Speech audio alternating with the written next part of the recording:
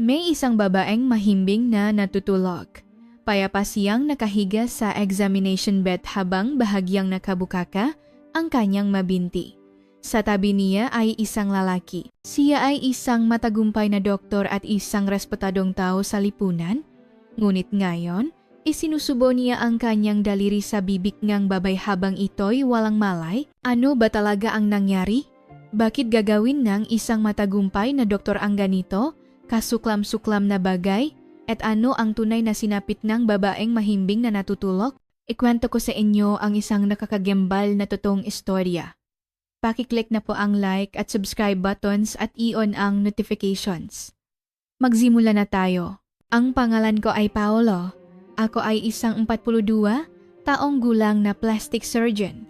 Sa panlabas, ako ay isang matagumpay na doktor. Nagpapatakbo ako ng isang malaki-laking klinika sa Bonifacio Global City, BGC, at kinikilala ang aking husay sa pag-opera. Gayunpaman, ang dahilan kung bakit ko ikinukwento ito ngayon ay dahil sa isang pakakamaling hindi ko na mababawi. Nagsimula ang lahat sa aking matinding pagnanasang sexual. Kakaiba man pakinggan, pero dati pa man ay talagang malakas na ang aking libido. 12 taon na kaming kasal ngang asawa kong si Isabel. Noong una, nag-aalap ang aming pagsasama. Ngunit sa paglipas ng panahon, lalo na nang naging abala sa klinika, nagbago ang lahat. Hon, sa tuwing sinusubukan kong lumapit kay Isabel sa gabi, palaging pareho ang kanyang tugon. Sorry Hon, pagod na pagod ako ngayon. Noong una, naintindihan ko dahil maghapon din akong abala sa klinika. Alam kong nahihirapan si Isabel sa pamamahala nito. Siya ang gumagawa ng lahat.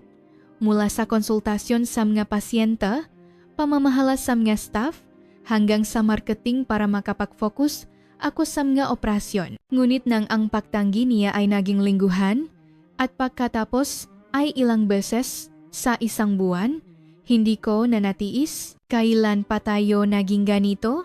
Hindi naman tayo ganito dati. Anong gusto mong gawin ko? Abala ka rin naman sa maginagawa mo, di ba? At pagod ka rin? Pero bakit ako lang ang palaging sinasabihan mong pagod? May paraan naman kung gugustuhin. Hindi ko naman hinihiling na maging sobrang aktibo ka. Hay, ayoko na talagang pag-usapan to. Matulog na tayo. Sa tuwing naulit ang usapang ito, unti-unti akong nanlulumo. Nasasaktan ang aking pagkalalaki bilang asawa.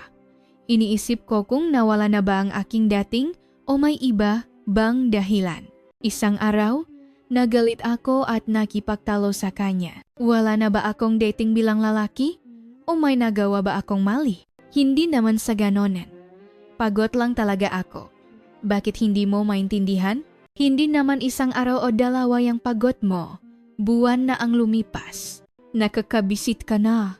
Kung atat na atat ka, edi humanap ka sa labas. Ang masalitang binitawan ni Isabel na humanap ka sa labas ay tumata sa puso ko.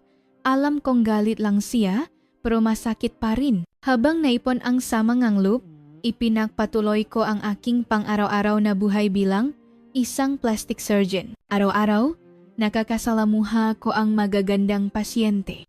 Normal lang na makita ang katawan ng mga pasyente para sa breast augmentation, liposuction at lifting surgeries, ngunit sa isang punto, ang mga sandaling iyon ay lalong nag-udyok sa akin. Lalo na kapag nag-opera akong suso, kakaibang pakiramdam ang nararamdaman ko sa pakakita sa perpektong katawan ng isang pasyenteng nasa ilalim ng anestesia. Siyempre, bilang isang profesional, hindi ako lumampas sa linya, ngunit sa kaibuturan ko, mga ipinagbabawal na imahinasyon ang pumapasok sa aking isip. Ganito rin pag-uwi ko sa bahay. Sa tuwing tatalikuran na naman ako ng asawa ko dahil sa pagod, naisip ko ang nga pasyenteng nakita ko sa maghapon. Kinamumuhian ko ang sarili ko dahil dito, ngunit wala akong magawa. Dok, bakit po parang ang init ng ulo niyo palagi ngayon? Hindi kayo tulad ng dati. Napansin na yata ng nga staff sa klinika ang pagbabago ko. Mas naging sensitibo at balisa ako kaysa dati.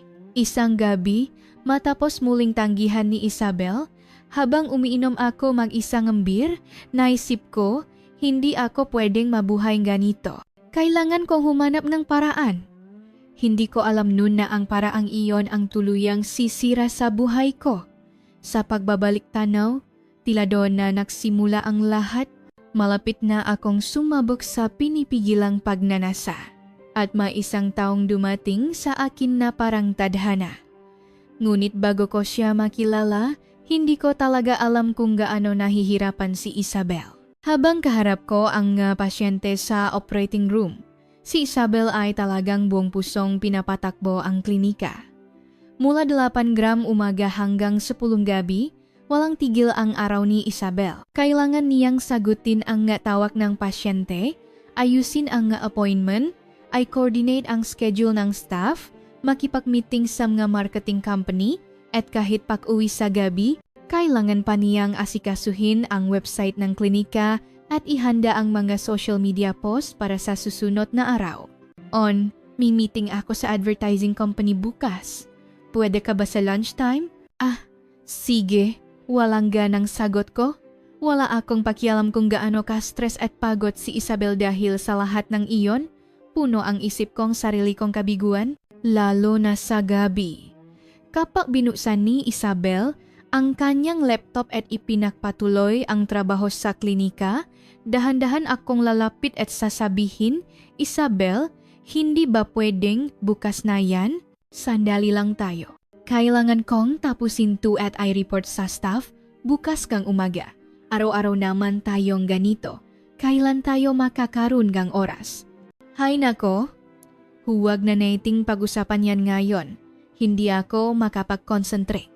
Sa tuwing nangyayari iyon, pumupunta ako sa kwarto at nagagalit sa sarili. Akala ko, walang sinuman ang nakakaintindi sa akin habang tinitiis ko ito. Pero ngayon, napagtanto kong napakasakim ko pala. Ang asawa ko ay ibinubuhos ang lahat para tulungan akong magtagumpay bilang doktor at para umunlad ang klinika. Ngunit ang hinihingi ko ay tuparin niya ang aking mapangangailangang sexual.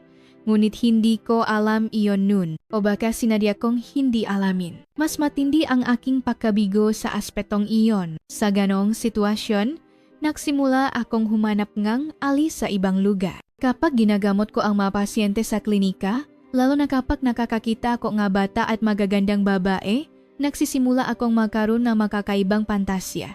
Doc, kailan po ako pwedeng bumalik sa dati kong gawain pagkatapos ng breast surgery? Tanong ngang isang pasyenteng mga 25 taong gulang. Ito ay isang konsultasyon para sa breast enlargement at habang tinitingnan ko ang kanyang katawan, bigla akong napaisip. Paano kaya magbabago ang katawan niya pagkatapos ng operasyon? Ano kaya ang itsura niya kapag nasa ilalim ng anestesia? Siyempre, mahinahon at profesional kong ipinaliwanag, hindi ka dapat magbuhat ng mabigat sa loob ng 1 linggo. At iwasan mo muna ang matinding ehersisyo sa loob ng 1 buwan. Ngunit sa loob-loob ko, magkakaibang pantasya ang nananatili sa aking isipan.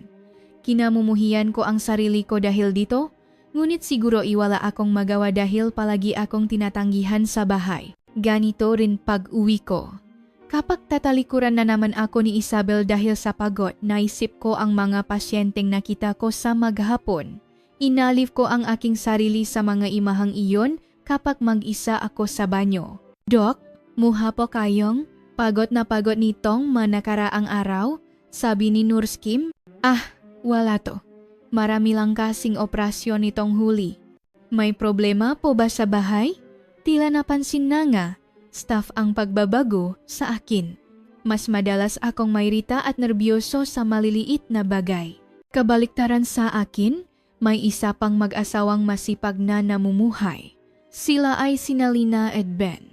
Siyempre, hindi ko pa alam noon na mayroon sila. Si Lina ay isang magandang 29 taong gulang na babae. Nagpapatakbo siya ng isang maliit na massage shop kasama ang kanyang asawang si Ben. Si Ben ang nasa counter, tumatanggap ng mga reservation at bayad, at si Lina naman ang mismong nagmamasahe. Ang kanilang massage shop ay bukas hanggang 2 ng madaling araw para sa mga office worker na gustong magparelax pagkatapos ng trabaho. Dahil sa husay ni Lina sa pagmamasahe at sa kanyang ganda, marami siyang regular na customer. Gayunpaman, Tiyak na napakahirap para kay Lina. Halos 16 na oras siyang nagtatrabaho, mula 10 ng umaga hanggang 2 ng madaling araw. Lalo na't ang pagmamasahe ay isang trabahong nangangailangan ng lakas, matapos masahihin ang katawan ng mga customer buong araw, buhatin ang mabibigat nilang binti, at ipagpatuloy ang ganitong hirap, unti-unting nanghina si Lina. Sa gabi, pagod na pagod siya ngunit hindi makatulog at madalas sumakit ang ulo. Kahit nakikita ni Ben ang kalagayan ni Lina, sinasabihan lang niya itong magsipag pa dahil maganda ang takbo ng negosyo. Siyempre, hindi ko alam ang sitwasyon nila nun. Abala ako sa sarili kong mga alalahanin. Ngunit sadyang mapaglaro ang tadhana. Hindi ko pinangarap na kami na may kanya-kanyang problema ay magtatakpo. Hindi ko alam na ang pakikitang iyon ang magpapabago sa lahat. Ang araw na iyon ay isa lamang ordinaryong araw. Uno ang schedule ng operasyon at pagkatapos kong asikasuhin ang huling pasyente, pasado alas 8 ng gabi. Sumasakit ang aking leg at balika. Matapos tumayo sa isang posisyon ng ilang oras, naninigas ang buong katawan ko. Salamat po sa inyong pagod, Doc. Paalam na manurse habang nahahanda silang gumovie. Dapat na rin akong gumovie, pero sa totoo lang, wala ako sa haganang gumovie. Kahit umuwi ako, abala na naman si Isabel sa trabaho sa klinika at matutulog na naman akong mag-isa na may sama na loob. Bigla, may naisip ako. Nakita ko na may isang massage shop malapit sa klinika. Hindi ako karaniwang interesado, pero noong araw na iyon, gusto kong pumunta. Sige, magpamasahe na lang ako. Pagod ang katawan ko at sa totoo lang, dahilan lang iyon para hindi agad umuwi. Ang massage shop ay mga 10 minutong lakad mula sa klinika. Mayroon itong karatula na nagsasabing healing massage. Hindi ito malaking shop, ngunit ang malambot na ilaw ay nagbibigay ng magandang ambiyansa. Pagbukas kong pinto, may isang lalaking nasa early 30 sa counter. Nalaman ko kalaunan na si Ben pala iyon. Hello po, welcome. Bati ni Ben na may ngiti. Pwede magpamasahe? Opo, siyempre. Anong klase pong ang sahe ang gusto niyo? Full body? Focus sa balikat? Foot massage? Full body. Medyo masakit ang leg at balikat ko? Sige po. Isang oras na course po. Sandali lang po. Narinig kong pumasok si Ben sa loob at may kinausap. Pagkaraan ngang ilang sandali sir, dito po kayo. Noon ko unang nakita si Lina. Paano ko ba ilalarawan? Sa unang tingin, napakaganda niyang babae. Mga 5'5" ang taas niya. At may mahaba at tuwid na buhok na abot balikat. Nakasuot siya ng puting uniforme. At ang kanyang katawan na nababakat dito ay talagang napakaganda. Ngunit may kakaiba. Sa kabilangang pagiging maganda, mukha siyang pagod na pagod. May maitim na bilog sa ilalim ng kanyang nga mata at ang kanyang pangkalahatang anyo ay mukhang hirap na hirap. Hello po, ako po si Lina, ang magmamasahe sa inyo. Malambot at maganda ang kanyang boses, ngunit tila mahina. Iginiya niya ako sa massage room. Nakpalit ako ng damit at humiga. Sinimulan ni Lina ang masahe at talagang napakagaling niya. Ang kanyang mahaplos ay malumanay ngunit may diin at nararamdaman kong unti-unting lumuluwag ang aking mga naninigas na kalamnan. Mukhang pagod na pagod po kayo. Ano po ba ang trabaho niyo? Doktor ako. Nagpapatakbo ako ng isang klinika para sa cosmetic surgery. Kaya pala. Dahil matagal po kayong nakatayo sa isang posisyon habang nag-opera, patuloy na profesional na paliwanag ni Lina habang nagmamasahe. Ngunit paminsan-minsan, humihikap siya. Tila sinusubukan niyang pigilan. Pero mukha talaga siyang inaantok. Mukhang pagod ka na rin? Ano? Tanong ko. Ngumiti si Lina na tila nahihiya. Pasensya na po. Sobrang abala po kasi nitong nga nakaraang araw. Hanggang madaling araw po kami, kaya hindi maganda ang kondisyon ko. Hanggang madaling araw? Opo. Bukas po kami hanggang 2 AM para sa mga office worker. Dahil po doon, hindi ako makatulog ng maayos at madalas sumakit ang ulo ko. Habang nakikinig ako sa kwento ni Lina, isang kakaibang emosyon ang naramdaman ko. Nawa ako sa isang magandang babaeng nabubuhay ng ganito kahirap, ngunit kasabay nito, gusto ko siyang tulungan. Mahirap nga yan, ang insomnia at sakit ng ulo ay talagang nakakapahirap. Opo, sobrang hirap po. Pagod na pagod ako pero hindi makatulog, sumasakit ang ulo at iniisip kong magpatingin sa ospital pero wala naman akong oras. Noon pumasok sa isip ko ang isang ideya. Doktor ako, matutulungan ko ang taong ito. Siyempre, noong una, dalisay ang aking intensyon. Gusto kong tulungan ang isang taong nahihirapan bilang isang doktor. Dahil doktor ako, pwede kitang tulungan kung kailangan mo. Pwede kitang resetahan ng gamot para sa insomnia at sakit ng ulo. Nagningning ang mata ni Lina. Talaga po? Kung ganon, malaking tulong po yan. Pagkatapos kang masahe at pagpapalit ng damit, ibinigay ko kay Lina ang aking business card. Ito ang calling card ko. Pumunta ka sa klinika kapag may oras ka. Gagawa tayo ngang simpleng pagsusuri at re-resetahan kita. Salamat po. Maraming salamat po talaga. Masayang tumawa si Lina habang tinatanggap ang card ko. Napakaganda ang sandaling iyon nang mawala sandali ang kanyang pagod na ekspresyon at magpakita ngang isang dalisay at maliwanag na ngiti. Lalo siyang naging kakit-akit. Pawi, palagi kong naisip si Lina. Ang kanyang magandang mukha, malambot na boses, at kahit ang kanyang hirap na anyo, lahat ay nanatili sa aking isipan. Muha siyang hirap na hirap, pero matutulungan ko siya. Noong panahong iyon, sa tingin ko'y dalisay pa ang aking puso. Ngunit sa pagbabalik tanaw, tingin ko'y nagsimula na akong makaramdam ngang iba nun pa man.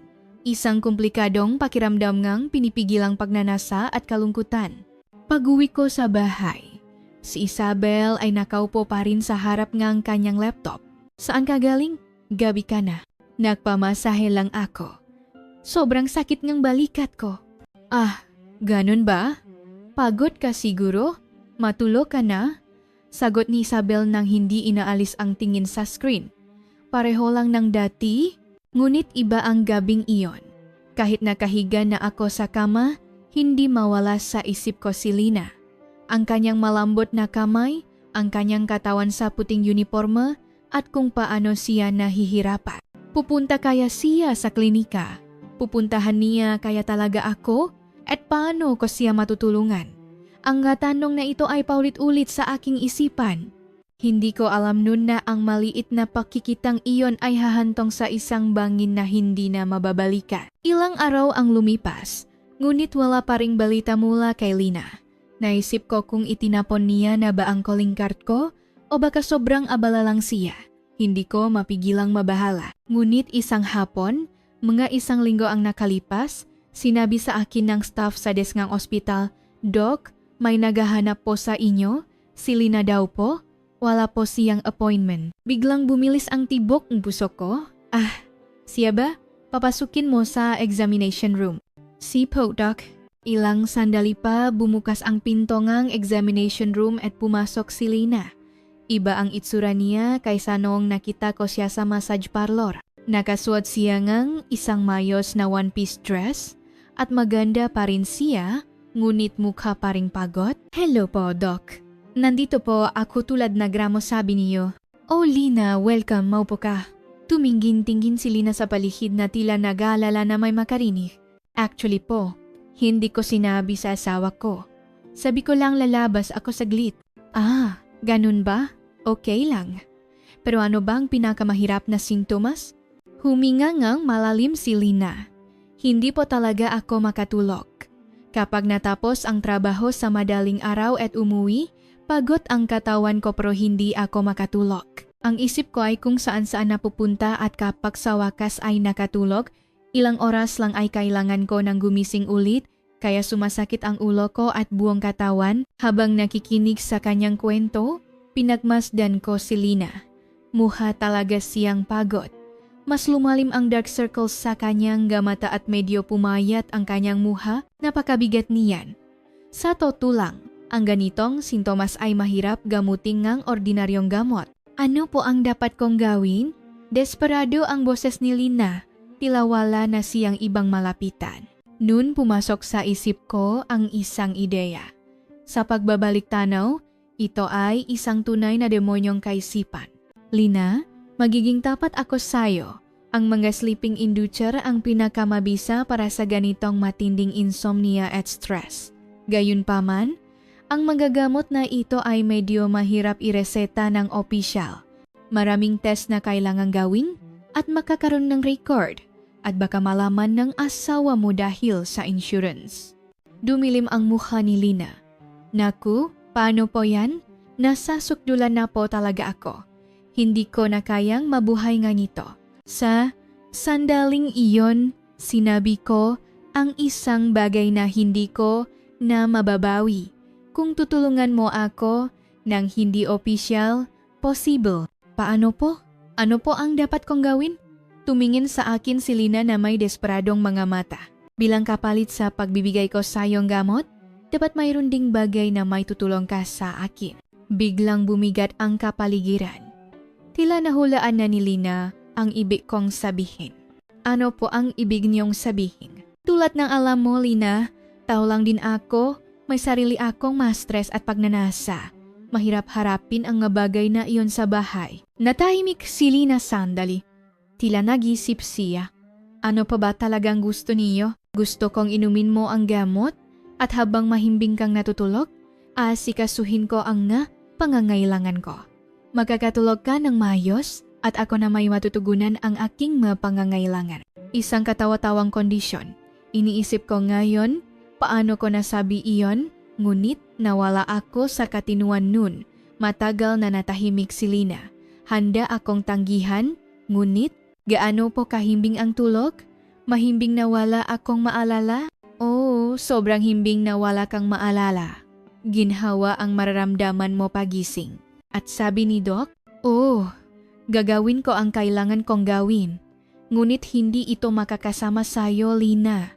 Tutugunan ko lang ang aking mapangangailangan. Matagal na katahimikan. Tila malalim ang iniisip ni Lina. Talaga pong wala akong maalala. At hindi makakasama sa katawan ko? Ginagaranti ako. Gagamit ako ngang dosis na ligtas sa medical na paraan. Nag-alinlangan si Lina sa huling pagkakataon at sinabi sa mahinang boses, "Sige po, gawin niyo. Hindi ko na po talaga kaya." Sa sandaling iyon, kumabog ang dibdib ko. Hindi ko akalaing magiging possible ito. Kung ganon, kailan natin gagawin? Hindi po ba pwede ngayon na? Dahil sinabi ko naman sa asawa ko na pupunta ako sa ospital. Gayong? Sige. Sasabihin ko sa ibang empleyado na may espesyal na treatment ka. Inihanda ko ang pampatulog. Gumamit akong maliit na dosis dahil unang pakakataon pa lang. Baka maging kakaiba kung masyadong matagal siyang matulog. Pagkatapos ng injection na ito, matutulog ka ng mahimbing sa loob ng 30 minuto. Ginhawa talaga ang mararamdaman mo pagising. Sige po, humiga si Lina sa examination bed. Ilang minuto matapos ang injection, nahulog siya sa mahimbing na pakakatulog. At ako, tuluyan nang tumawid sa linyang hindi na mababalikan. Dahan-dahan kong ibinukaka ang ngabinti ni Lina at sinuri ang kanyang katawan. Napakaganda niya, maputing balat, perpektong hubok, at mula sa kanyang pinakapribadong bahagi, may amoy na presko at kaakit-akit. Lahat ng pinipigilan kong pagnanasa ay sumabok sa isang igla. Nilagyan kong lawe at nakipagtalik sa kanya, at sa huli ay tinanggal ang kondom at tinapos sa kanyang maputing dibdib. Pinaglaruan ko ang kanyang kulerosas na sentro at ang maputing dibdib, at pagkatapos ay isinubo ang daliri ko sa kanyang bibig at pinunasan. Nagising si Lina makalipas ang 30 minuto. Tapos na po ba? Mahimbing ang tulog mo? Kamusta ka? Wow, ang gaan pong pakiramdam ko. Ngayon lang ulit ako nakaramdam ng ganito. Nagising si Lina na masayang tumatawa. Tila wala siyang naaalala. Salamat po talaga, Doc. Kailan po ako pwedeng bumalik? Sa sandaling iyon, napagtanto ko kung gaano kalaki ang pagkakamaling nagawa ko, ngunit huli na ang lahat. Tumawid na ako sa linyang hindi na mababalikan. Mga 2 linggo ang lumipas. Araw-araw kong iniisip si Lina. Ang pakiramdam ngang araw na iyon, ang kiling ngang sandaling iyon, lahat ay hindi mawala sa isip ko. Kapag kasama ko si Isabel sa bahay, at kapag nakikita ko ang ibang pasyente sa klinika, si Lina ang laging pumapasok sa isip ko. Ngunit sa kung anong dahilan, balisa rin ako. Nag-aalala akong baka may napansin ang staff sa ospital. O baka may nahagip na kakaiba sa CCTV. Isang araw, nakatanggap akong text mula kay Lina. Dok, gusto ko po sanang magpagamot ulit. Maganda po ang pakiramdam ko simula noon, pero nitong nga huli hindi na naman ako makatulog. Nanginginig ang mga kamay ko. Inaasahan kong tatawag siya ulit. Kailan ka libre? Reply ko. Pwede po ba bukas na hapon? Sige. Pero pwede po bang sa ibang lugar tayo makita bukod sa klinika? Nag-aalala ako na baka may isiping kakaiba ang staff. Sa totoo lang, iyon ang pinaka-ikinababahala ko. Masyadong mapanganib na gawin ito palagi sa klinika. Saan? Paano kung sa motel? Iyon ang pinakaligtas na lugar. Matagal bago siya nag-reply. Sige po, bigay niyo na lang po ang address. Kinabukasan ng hapon, hinihintay ko si Lina sa isang motel malapit sa klinika. Kumakabog ang dibdib ko, iba ang kaba ngayon. Bumukas ang pinto at pumasok si Lina. Sa pagkataong ito, may dala siyang maliit na bag. Hello, Doc? Welcome. Pero anong laman ng bag mo? Sabi ni Lina na medyo nahihiya. Actually po, medyo masakit nung una. Kaya nakdala po ako ng massage oil. Okay lang po ba? Sa sandaling iyon, kumabog ang dibdib ko. Naramdaman kong naghanda si Lina na mas aktibo na siyang nakikilahok. Ah, ganun ba? Magandang ideya yan. At sa pagkakataong ito, hahayaan kitang matulog ng medyo mas matagal. Okay lang ba? Opo. Mas maganda po kung makakatulog ako ng mahimbing.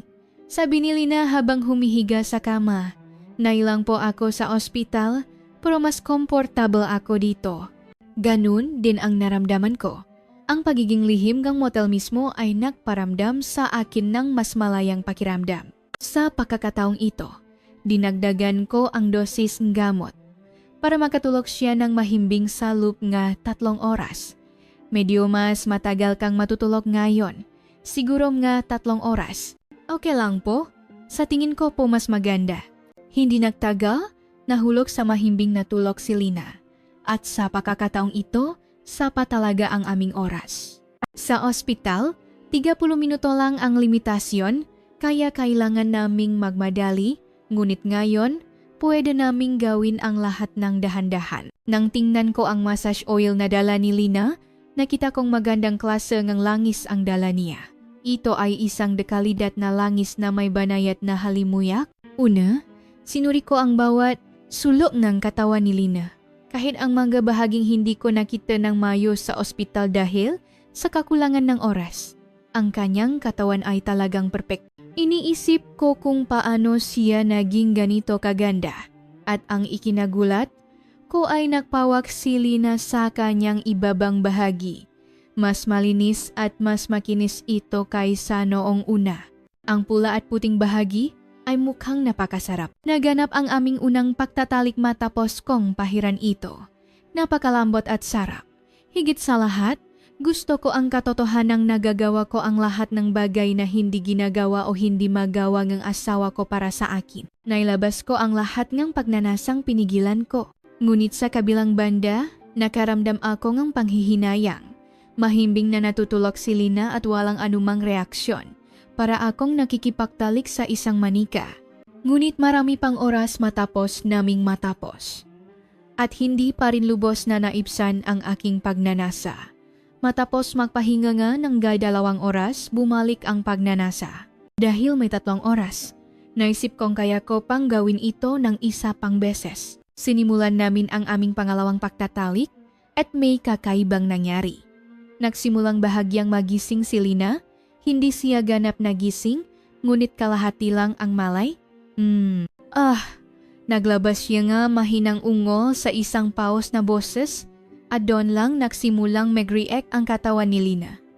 Noong una, tulo na tulo siya at walang reaksyon, ngunit iba ngayon.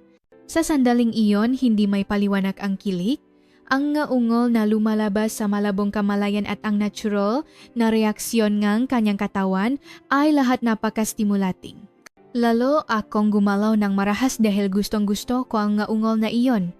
Ang tunog ngang laman na nagbabanggaan ay parang tunog ngang pagmamasangang bigas at ang kanyang puting likido ay nagsimulang dumaloy mula doon. Bahagyang tumigas ang kanyang ibabang tiyan at mga hita at ang pakiramdam ngang paglaban ay lalong nakapagpapasigla.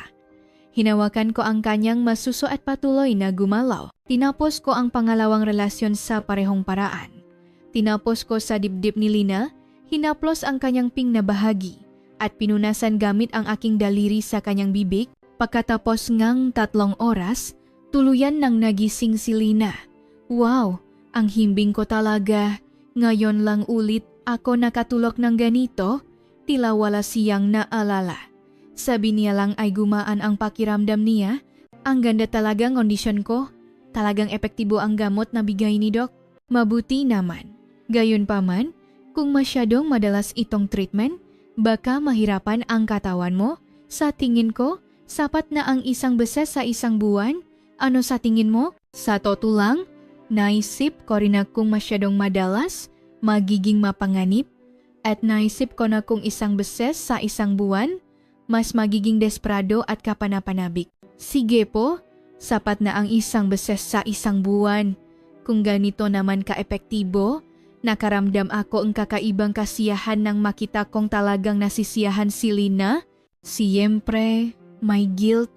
Pero higit pa doon, inaabangan ko na ang aming susunod na pagkikita. Kung ganon, kokontakin na lang kita ulit sa susunod na buwan. Sige po, hihintayin ko. Habang pinapanot kong umalis si Lina dala ang kanyang bag, iniisip ko na ang aming susunod na pagkikita. Kumakabog ang dibdib ko sa isiping magpapatuloy ito ng isang beses sa isang buwan. Hindi ko alam nun kung gaano kapanganib ang relasyong ito. Ganon na simula ang aming lihim na pagkikita ni Lina. Nakikita kami sa eksaktong petsa isang beses sa isang buwan. Parang patanggap ngang isang dekoryenteng paggamot. Palaging pareho ang sinasabi ni Lina sa kanyang asawang si Ben. Mahal, pwede ba akong mag-day off bukas? Sobrang pagod ko na kasi nitong mga araw. Gusto kong magpatingin sa ospital at magpahinga. Palaging pumapayag si Ben. Oo naman mahal, hirap ka na talaga. Mag-day off ka. Kaya ko naman mag-isa. Sa totoo lang, para kay Ben, natural lang na mag-day off ang asawa niya isang beses sa isang buwan. Lagi siyang naawa sa asawa niyang nagtatrabaho hanggang 2 ng umaga. At higit sa lahat, ang kondisyon ni Lina ay bumubuti ng husto pagkatapos niyang mag-day off. Mahal, ang gaan ng pakiramdam ko ngayon. Kinabukasan ng kanyang day off, si Lina ay puno ngang sigla na parang naging ibang tao. Ang kanyang mukha ay masigla, ang kanyang boses ay maliwanag, at mas may lakas siya kapag nagtatrabaho. May kinain ka bang iba? Bakit ang ganda ng pakiramdam mo? Tanong ni Ben, na nagulat. Oo, may nireseta sa akin sa ospital na magandang nutritional supplement. Talagang epektibo. Natural na nagsinungaling si Lina, ngunit toto namang bumuti ang kanyang kondisyon. Hindi nagduda si Ben. Sige, ipagpatuloy mo yan. Huwag mong alalahanin ang pera. Masaya si Ben. Pinakamahalaga sa kanya na maging malusok ang asawa niya. At dahil bumuti ang kondisyon ni Lina, mas gumanda ang takbo ngang massage shop. Mas masigla niyang tinatrato ang customer at mas humusay ang kanyang pagmamasahe. Kaya mas dumami ang customer. Ang sigla ni Lina ngayon. Ah, anong meron? Napansin na nga regular na customer ang pagbabago ni Lina? Haha, nag-alaga lang pong kalusugan. Dahil doon, tumaas ang bentangang massage shop. Tuwang-tuwa si Ben. Mahal, ang ganda ngang negosyo natin ngayon. Kung magpapatuloy to, yayaman tayo. Masaya talaga ako. Siguro dahil inaalagaan mo ng mayos ang kondisyon mo? Salamat mahal. Mahigpit na niyakap ni Ben ang kanyang asawa. Mukha siyang napakasaya. Magsipag tayo ng ganito at mag-ipon. Lilipat tayo sa mas malaking shop balang araw. Magsikap tayo. Ang tanawin ngang isang mag-asawang nagsisikap ng makasama. Isang napakagandang proseso sa panlabas. Ngunit kung malalaman ni Ben ang sikreto sa likod nito, hindi niya maisip kung gaano siya magugulat. Samantala, may mapagbabago sa bahay dahil natutugunan ko na ang aking mapangangailangan isang beses sa isang buwan.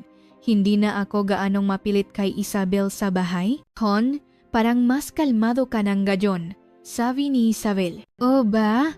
Dati, lagi mong binabanggit yun, pero ngayon hindi na masyado. Dahil ba maganda ang takbo ngang negosyo?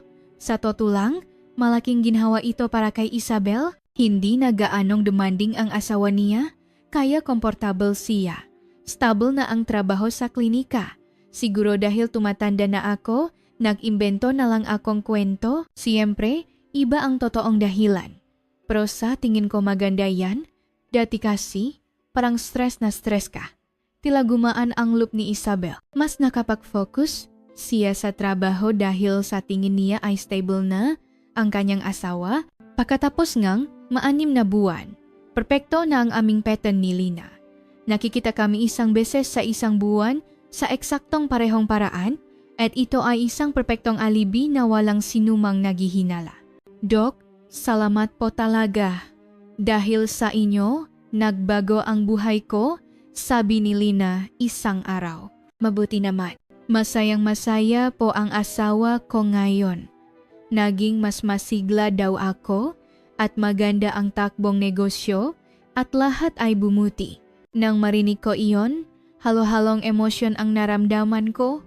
Sa isang banda, proud ako, pero sa kabilang banda, nakakaramdam akong guilt. Ngunit noong panahong iyon, inakala kong maaring magpatuloy ang ganitong relasyon.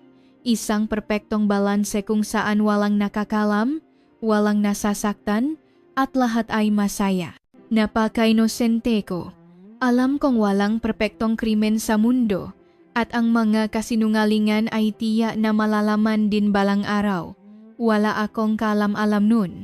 Nagsimulang magbago ang magay nang pumasok kami sa ikawalong buwan. Mas naging sabik si Lina sa aming buwan ng pagkikita. Doc, kailan po tayo pwedeng makita ngayong buwan?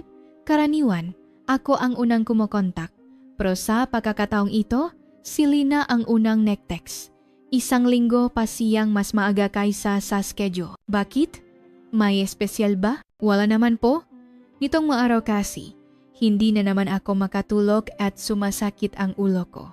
At hinihintay ko na lang po talaga ang araw na yon. Narinig ko ang kasabikan sa boses ni Lina para siyang hindi makatiis kung wala ang pakikitang iyon. Wala namang problema. Sige, makita tayo ngayong weekend. Talaga po? Salamat po. Nang marinig ko ang masayang boses ni Lina, nakaramdam ako ng pagmamalaki ng hindi namamalayan. Pakiramdam ko, kailangan niya ako, ngunit kasabay nito, medyo nag-aalala ako. Naisip ko kung masyado na bang nagiging dependent si Lina sa gamot. Lina, madalas ka bang hirap matulog? Tanong ko sa kanya noong nakita kami. Opo, parang mas lumalala po kaysa dati. Okay naman ako ilang araw pagkatapos kong makatulog ng mayos isang beses sa isang buwan. Pero habang tumatagal, hindi na naman ako makatulog. Ganon ba? Kung masyadong madalas, baka mahirapan ang katawan mo. Okay lang po, kaya ko naman po to at wala naman pong ibang paraan. May punto si Lina. Sa totoo lang, bumuti naman ang kanyang kondisyon sa pangkalahatan. Ngunit ang problema ay nagsimula sa ibang lugar. Isang gabi, pag-uwi ko, si Isabel ay nakaupo na may seryosong ekspresyon sa mukha. Hon, paano mo ba minamanage ang nagamot sa klinika? Nanlamig ako sa biglang tanong. Pamamahala ng gamot? Bakit mo naman biglang naitanong? Ngayon kasi, may taga Department of Health na neck-check ng medication management. Sabi nila, medyo kakaiba raw ang dami ngang nagamit na sleeping pills. Pinagpawisan akong malamig. Hindi ko naisip na may re-record ang magamot na ginamit kay Lina. Talaga? Anong kakaiba? Sabi nila, medyo mas marami raw ang nagamit kaysa sa bilangang pasyente sa record. Baka may record na nawawala. Baka nga. I-check ko, mahinahon kong sagot sa labas, pero sa loop, pinagpapawisan akong malamig.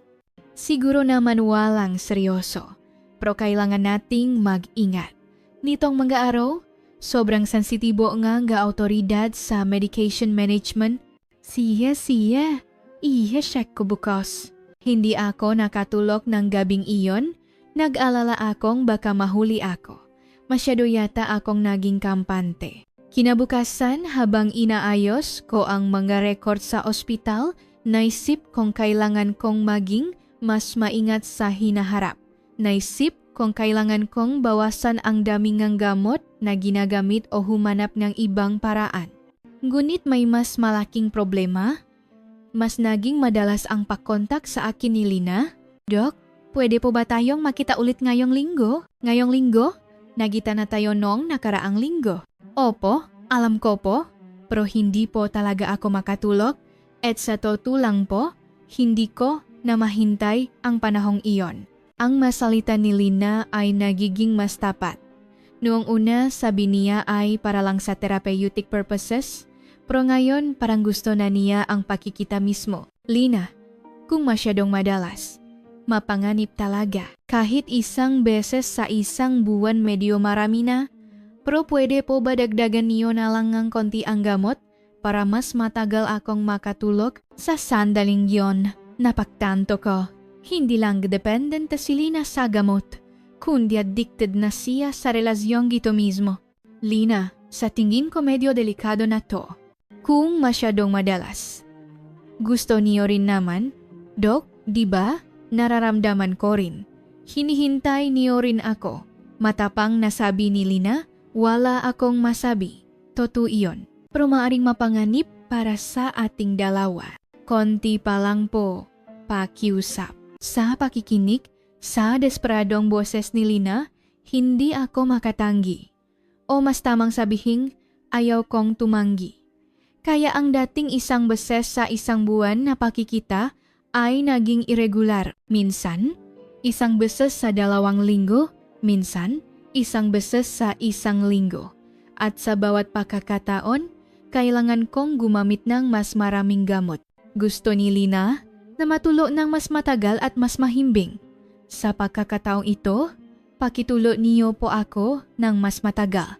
4 na oras, hindi 1 oras. 5 oras ay masyadong mapanganib.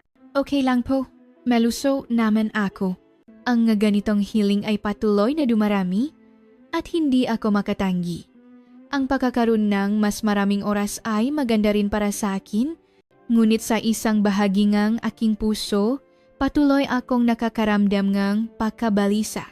May pakiramdam akong kung magpapatuloy ang ganito, may malaking mangyayari balang araw. At ang pakiramdam na iyon ay hindi nagtagal at naging katotohanan.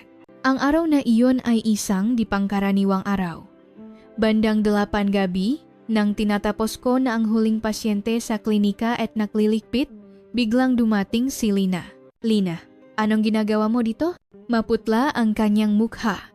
At iba ang kanyang ekspresyon kaysa dati. Pasensya na po, Dok. Bigla po akong pumunta, pero hindi ko na po talaga kaya. Anong nangyayari? Sa susunod na linggo pa dapat tayo makikita. Ano pa pong hihintayin ko? 3 araw na po akong walang tulog. Parang sasabog na ang ulo ko, masakit ang buong katawan ko, at parang babagsak na ako sa harap ng asawa ko. Halos umiyak na sabi ni Lina. Ibang-iba na talaga ang itsura niya. Pero kung bigla kang pupunta sa ospital ganito, pakiusap, Dok. Bigyan niyo lang po akong tamang dosis. Wala na po akong ibang hihilingin. Hayaan niyo lang akong makatulog ng mahimbing. Noong oras na iyon, nag-alinlangan ako. Masyadong mapanganib na gawin iyon sa klinika. Paano kung may makakita? Ngunit sa pakakita sa desperadong anyo ni Lina, hindi ko siya kayang paalisin na lang. Nakaalis na po ba lahat ng empleyado? Tanong ni Lina. Oh, nakaalis na lahat. Pero kung ganon okay lang po, 1 oras lang. Hayaan niyo lang akong makatulog ng mahimbing sa loob ng 1 oras. Sa huli, wala akong nagawa kundi pakbigyan ang hiling ni Lina. Muha siyang kaawa-awa. Sige, pero kailangan nating mag-ingat at wala tayong ibang gagawin ngayon dahil ospital to. Opo, alam ko po. Gusto ko lang makuha ang tamang dosis at makatulog. Humiga si Lina sa examination bed. Mukha siyang pagod na pagod. Lina, hindi ka pwedeng magtagal sa ospital. Matulog ka lang ng mahimbing sa loop ngang 1 oras at gigisingin kita. Kailangan ko na ring umuwi. 1 oras. Medyo maikli. Pero delikado kasi ospital to. Sa halip, sisiguraduhin kong makatulog ka ng maayos. Sige po. Nagpapasalamat po ako. Sa huli, nahanda akong 1 dosis ng gamot na makatulong sa kanyang makatulog ng mahimbing sa loop ng 1 oras. Sige, tanggapin mo na ang injection, makakatulog ka na ng comfortable, gigisingin kita sa loop ng 1 oras. Ilang minuto matapos ang injection, nahulog sa mahimbing na tulog si Lina, naging payapa ang kanyang mukha. Ginugol ko ang oras sa pag-ayos ngang gamit sa klinika. Naghanda rin ako para sa operasyon bukas. Paggalipas ngang 1 oras, ginising ko si Lina. Lina, gising na, oras na. Ngunit walang tugon. Lina, Lina. Bahagya kong inalog ang kanyang balikat, ngunit walang reaksyon. May mali. Agad kong sinuri ang kanyang pulso, ngunit walang pulso. Hindi pwede. Sinuri ko ang kanyang pahinga, ngunit tuluyan na itong huminto. Patay na si Lina. Anong gagawin ko?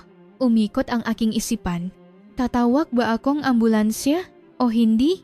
Ngunit kung tatawag akong ambulansya, malalaman ang lahat. Noong oras na iyon, gumawa akong isang napakasamang desisyon. Sa halip na i-report sa 911, tinawagan ko si Isabel. May nangyari. Pumunta ka sa klinika bilis. Bakit? Anong nangyayari? Yung pasyente. Nagaroon ngang medical accident. Bilisan mo. Mula sa sandaling iyon, nagsimulang dumaloy ang lahat sa isang direksyong hindi na mababalikan.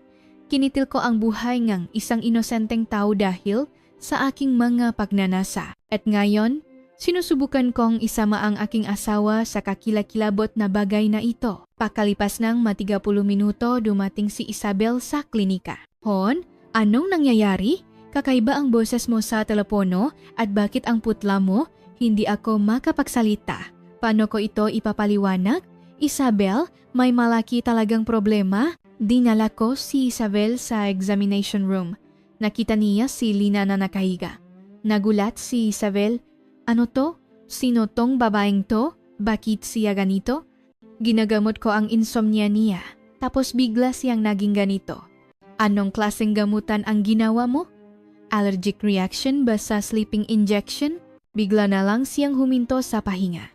Isang kasinungalingan, ngunit sa sandaling iyon, wala na akong ibang masabi. Kung ganon, kailangan nating tumawag agad sa 9111. Anong ginagawa mo? Iyan ang problema. Anong problema? Ang pasyenteng ito ay hindi rehistradong pasyente at may problema sa gamot na ginamit sa kanya. Tumigas ang mukha ni Isabel. Anong sinasabi mo? Hindi rehistradong pasyente? Isang kakilala. Sinubukan ko lang siyang tulungan dahil sobrang hirap na niya. Pero hindi ko akalaing mangyayari to. Balik ka ba? Anong gagawin natin ngayon? Sumigaw si Isabel sa takot. Kung tatawag ako sa 911, mababawi ang lisensya ko at makukulong ako. At malulugi ang ospital at matatapos tayong lahat. So anong gagawin natin? May namatay na tao. Kaya kailangan ko ang tulong mo. Tinitigan ako ni Isabel. Huwag mong sabihin, anong iniisip mo ngayon? Wala nang ibang paraan. Kailangan nating ayusin to nang tayo lang. Ayusin? Paano? Hindi ko matapos ang sasabihin ko. Sobrang kakilakilabot, umatras si Isabel. Balif ka na, makatuwiran ba yan? Isabel, makinig ka sa akin. Wala na tayong ibang pagpipilian. Kung tatawag tayo sa 91, tapos na talaga tayo. Pero hindi pwedeng ganon. Ano? Papayag kang makulong ako at iwanan kang mag-isa. Wala kang pakialam kung masira ang lahat ng pinahirapan natin. Nagsimulang umiyak si Isabel. Bakit? Bakit mo ginawa to? Bakit? Sorry. Sorry talaga. Pero hindi ito ang oras para pag-usapan yan. Kailangan nating magdesisyon kung anong gagawin. Matagal na katahimikan. Patuloy na umiyak si Isabel at nakaramdam ako ngang matinding guilt habang tinitingnan ang aking asawa. Wala na ba talagang ibang paraan? Wala na. Talagang wala na. Sa wakas, tumango si Isabel. Sige, anong gagawin mo? Kailangan muna natin siyang ilipat sa kotse at sa isang lugar na walang tao. Kailan? Hindi na tayo pwedeng magtagal. Tiningnan ulit ni Isabel si Lina. Wala bang pamilya ang taong to? May asawa siya. May asawa. Paano natin hahanapin ang taong iyon ngayon? Siyempre, hahanapin siya. Sa sandaling iyon, napagtanto namin ni Isabel kung gaano kasuklam-suklam ang gagawin namin, ngunit wala ng atrasan. Nakapili na kami. Nang gabing iyon, gumawa kami ng isang bagay na talagang hindi na mababawi. At hindi namin alam nun na ito ang tuluyang sisira sa aming magabuhay. Kinabukasan, nang hindi umuwi si Lina, nalaman naming nireport siya ni Ben na nawawala sa pulisya at kinaumagahan. Mas nakakagimbal na balita ang aming narinig, isang mamamayan na nagjo-jogging sa isang parking lot malapit sa parke ang nakakita sa bangkay ni Lina. May karatula sa harap ng massage shop na nagsasabing pansamantalang sarado. At ilang araw ang lumipas, dumating siya, isang investigador. Dumating siya dahil may ilang tanong, nanginginig ang mabinti ko. Opo. Ano po yun? Kilala niyo po ba si Lina? Na kamakailan lang ay nawala at natakpuang patay? Lina? Sino po siya? May-ari daw po siya ng isang massage shop. Pero nawala matapos sabihing pupunta sa ospital. Hindi ko po kilala. Ngunit hindi nagtagal ang kasinungalingan. CCTV, call records, text records, lahat ng ebidensya ay isa-isang lumabas. Dok, may record po ang regular na pakikipag-ugnayan niyo sa taong ito sa nakalipas na 8 buwan. At sa araw ng kanyang pagkamatay, nahuli sa CCTV si Lina na pumasok sa ospital niyo, pero hindi na lumabas. Lahat ay nabunyag. Sa huli, wala akong nagawa kundi umamin sa lahat. Ang relasyon ko kay Lina, ang paggamit ko ng ilegal na gamot, at maging ang pag-abandona sa bangkay. Dun lang nalaman ni Isabel ang katotohanan. May ganun kayong relasyon sa babaeng yon? Hindi pala medical accident, kundi ikaw ang pumatay sa kanya. Sigaw sa akin ni Isabel. Rinig ko pa rin ang basak niyang boses. Paano mo nagawang lokohin ako at gawin akong kriminal? Sorry talaga. Tapos nabasa sorry? Paano yung asawa niya? Paano ako? Nang gabing iyon, umalis si Isabel sa bahay at hindi na siya bumalik. Nang humarap ako sa korte, personal kong nakita si Ben, mukha siyang wasak na wasak. Sa loob ng isang buwan, namuti ang buhok niya at sobrang pumayat para na siyang ibang tao. Mahal na hukom, mahal na mahal ko po ang asawa ko. Hanggang ngayon, hindi ko maintindihan kung bakit kailangan niyang mamatay. Nang pakinggan ko ang testimonya ni Ben, gusto ko na talagang mamatay. May huli ka bang sasabihin? Akusado? Tanong ng hukom. Halos hindi ko may buka ang aking bibig. Patawad po kay Lina. At kay Ben, ang ginawa ko po ay hindi mapapatawad. Ibalik mo ang asawa ko. Umiyak si Ben sa korte. Ang tunog na iyon ay dumurok sa puso ko. Ang hatol ay tulad ng inaasahan.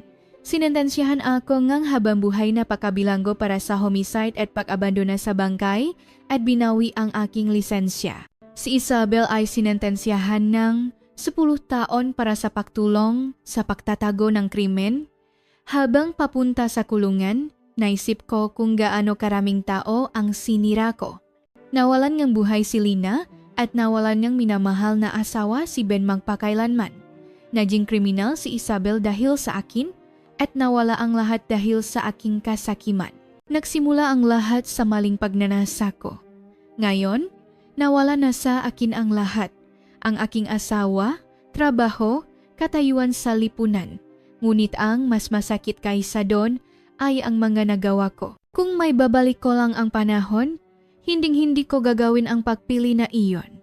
Hindi ko sana ginawa ang alok na iyon kay Lina sa simula pa lang. Ngunit hindi na may babalik ang oras at hindi na mababawi ang mga nagawa ko. Mga kaibigan, kahit isang maliit na pagnanasa na napunta sa maling direksyon ay maaring sirain ang lahat na tulad nito. Huwag niyo akong tularan, talaga huwag niyo akong tularan. Si Ben ay malamang na namumuhay mag-isa ngayon. Nawalan ng minamahal na asawa. At si Isabel ay malamang na namumuhay sa isang lugar na may sirang puso. Lahat ito ay kasalanan ko. Paano niyo nakita ang lahat? Nakita niyo ba kung paano masisira ng maling pagnanasa ng isang tao ang buhay ng napakaraming tao? Nais lang ni Paulo na matugunan ang kanyang sariling nga pagnanasa. Ngunit ang malit na pagnanasang iyon ay nawi sa pagkitil sa buhay ng isang babae, pagsira sa buhay ng kanyang asawa, at paggawa sa sarili niyang asawa na isang kriminal. Ang inosenteng si Lina ay gusto lang matulog? Wala na ba talagang ibang paraan para sa kanya na nagdusa sa insomnia at hirap sa araw-araw? At si Ben ay malamang na namumuhay pa rin sa isang lugar, nangungulila sa kanyang asawa. Si Isabel ay malamang na namumuhay din na may pasan na bigat ngang pagtataksil ng kanyang asawa at ang krimen na kanyang ginawa. Ano sa tingin niyo? Maintindihan niyo ba ang maginawa ni Paolo? O sa tingin niyo ba ay hindi siya mapapatawad kailanman? Pakishare ng inyong mga salubin sa comments. At kung mayroon kayong kakilala na nasa katulad na sitwasyon pakiusap, tulungan silang makakuha ng tamang tulong. Ang kaunting interest ay maring makapigil sa isang malaking trahedya. Sa susunod na video, magbabalik kami na may isa pang nakakagimbal na totoong kwento. Paki-subscribe, like, at ayon ang notifications. Salamat sa panonood.